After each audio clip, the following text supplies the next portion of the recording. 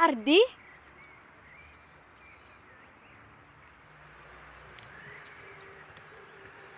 Selamat ya, Bud. Kamu jadi mahasiswa terbaik di fakultas kita. Padahal kan fakultas kita terkenal orangnya pinter-pinter. Tapi kamu bisa jadi juara. Nah, lain kali kamu bisa tutorin aku dong. Biar bisa jadi juara kayak kamu gitu. Maaf ya, Bud.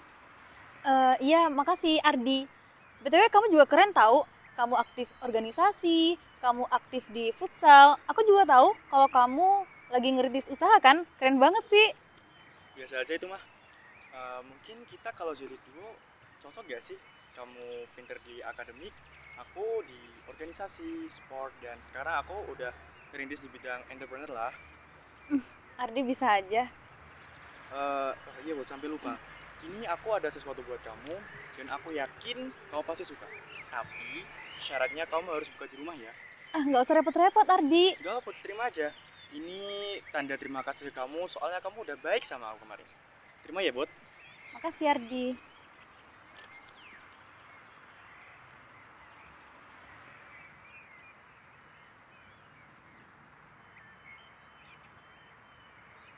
Tadi kado yang buat Putri udah kamu kasih belum? Udah toh, aku udah kasih. Bagus deh, maaf ya Put. Cowok aku ini emang kurang peka. Udah dibantuin, malah nggak ngasih apa-apa ke kamu. Nggak apa-apa kok, Sel. Aku ikhlas. BTW, aku tadi udah dicat sama Mama. Kayaknya aku harus duluan deh. Aku izin pamit duluan, nggak apa-apa kan? Kamu ada acara, Put. Padahal rencanaku kita main bertiga gitu, aku, Rasel sama kamu. Tapi kalau kamu ada acara, nggak apa sih, next time aja ya. Kalau gitu, kami pamit dulu ya, Put.